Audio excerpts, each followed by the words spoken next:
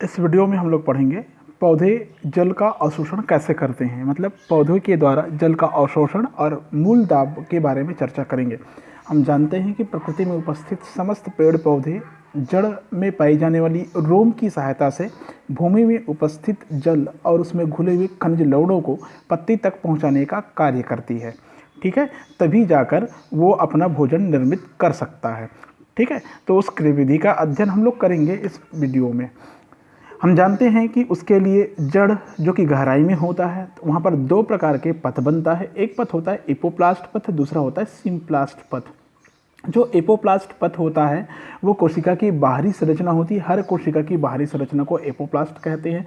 मतलब जड़ के अंतस त्वचा में कैस्पिरियन पट्टी को छोड़कर पूरे पौधों के भाग में फैला हुआ रहता है। एपोप्लास्ट का दूसरा तात्पर्य आप समझ सकती हैं कि कोशिका भित्ति का तंत्र होता है जहाँ पर पानी पहले प्रवेश करती है। ठीक है, तो ये हो गया एपोप्लास्ट पथ हो गया। और दूसरा होता है सिम्प्लास्ट पथ। सिम्प्लास्ट पथ का मतलब होता है कोशिका के अंदर का जीव द्रव्य का तंत्र होता है, जिसको हम लोग सिम्प्लास्ट का तंत्र कहते हैं। मतलब अंतराकोशिकीय परिवहन होता है वहाँ पर, उसको हम लोग सिम्प्लास्ट वाली संरचना या सिम्प्लास्ट वाली हिस्सा कहते हैं। अब देखते हैं हम लोग कि इसमें जड़ का अवशोषण कैसे होता है, कैसे पौधे जड़ का अवशोषण करती है। देखिए इस डायग्राम को आप देख सकते हैं, इससे समझ में आ जाएगा। ठीक है, इससे पहले आपने एक चैप्टर में जड़ की आंतरिक संरचना का अध्ययन किए थे। जड़ की आंतरिक संरचना में सबसे बाहरी संरचना के रूप में मिलता है जिसको हम लोग कहते हैं एपिडर्मिस मिलता है। एपिडर्मिस के बाहर यहाँ पर होता है मूल रोम वगैरह होता है। इधर क्या होगा, मूल रोम होगा। ये इस प्रकार ऐसा बना हुआ, ये ऐसा मूल रोम होता है। ठीक है, ये रूट हेयर है। रूट हेयर में छोटे छोटे छिद्र होते हैं जो मिट्टी में उपस्थित पानी को पहले खींचते हैं। ठीक है, ये क्या हो गया, ये H2 हो गया। इसको उपस्थित पानी को कौन खींचता है, रूट हेयर खींचता है। रूट हेयर खींचकर ये पहले एपोप्लास्ट वाले रीजन को देता है, ये कोशिका भित्ति वाले रीजन को देता है एपोप्लास्ट।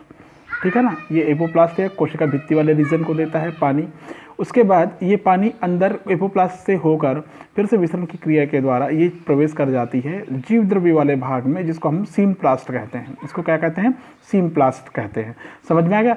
अब एक कोशिका के अंदर पहुंचा एपिडर्मिस में। एपिडर्मिस और कॉर्टेक्स के बीच में इस प्रकार की स्थिति होगी जिसमें एक कोशिका दूसरी कोशिका से कनेक्ट रहेगी, जिसको प्लाज्मोडेस्मेटा कहते हैं।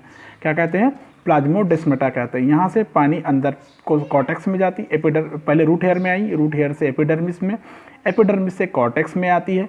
कॉर्टेक्स से होता हुआ, बहुत सारे लेयर होते हैं कॉर्टेक्स में, कॉर्टेक्स से होता हुआ वो चली जाती है अधस त्वचा या अंतस त्वचा को, एंडोडर्मिस को चली जाती है। एंडोडर्मिस के अंदर आपको मिलता है पेरीसाइकलीय परिरंभ मिलता है। इस पेरीसाइकलीय परिरंभ के अंदर आपको मिलता है जाइलम। ठीक है ना, कैस्पिरियन स्ट्रिप को छोड़कर अंदर मिलता है जाइलम। कैस्पिरियन स्ट्रिप को छोड़ना है, याद रखेंगे, जो एपोप्लास्ट वाले रीजन में आता है। ठीक है, और जीव द्रव्य वाले रीजन को हम लोग सिम्प्लास्ट कह रहे थे। तो परिरंभ या पेरिसाइकल के पास में आई पानी परिरंभ या पेरिसाइकल में आने के बाद वो चली जाती है जाइलम को। अब जाइलम क्या करती है, जाइलम एक नलिका है जो ऊपर पत्ती तक गई हुई रहती है, तो जाइलम के माध्यम से पानी ऊपर चढ़ता है। ठीक है ना, यहाँ पर जो H2 होगा वो ऊपर चढ़ेगा, पानी ऊपर चढ़ेगा। ठीक है, ये हो गया पादप के द्वारा, पौधे के द्वारा जल का अवशोषण। अब देखते हैं मूल दाब क्या होता है। देखो मूल दाब क्या होता है। मूल दाब हम जानते हैं कि पौधे मृदा के कई आयन सक्रियता के साथ जड़ों के संवहनी ऊतकों में परिवहनित होते हैं। कहने का मतलब कई प्रकार के आयन्स जो मिट्टी में घुले हुए हैं, मिले हुए हैं, वो पानी के साथ ऊपर तक जाती है। तो जल भी इसी प्रक्रिया का अनुसरण अपने विभव प्रवणता से करता है तथा जाइलम के अंदर का दाब बढ़ाता है। यह धनात्मक दाब ही मूल दाब कहलाता है। कहने का मतलब होता है जल में घुली हुई आयन्स, ठीक है, अपनी सक्रियता के कारण जड़ के अंदर पहुंचकर जाइलम के अंदर एक दाब बढ़ाता है। उस दाब को, चूँकि धनात्मक होता है वो दाब, तो मूल दाब वात कहलाता है।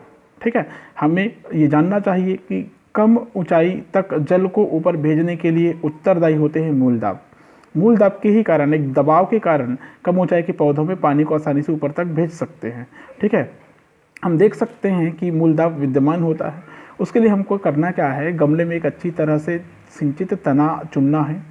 ठीक है, मैंने पौधा चुनना है। जिस दिन वातावरण पर्याप्त आर्द्रतापूर्ण हो उस दिन प्रातःकाल के समय तने की नीचे क्षैतिज दिशा में उसे तीखे ब्लेड से काट दें। तने के भाग को काट देते हैं।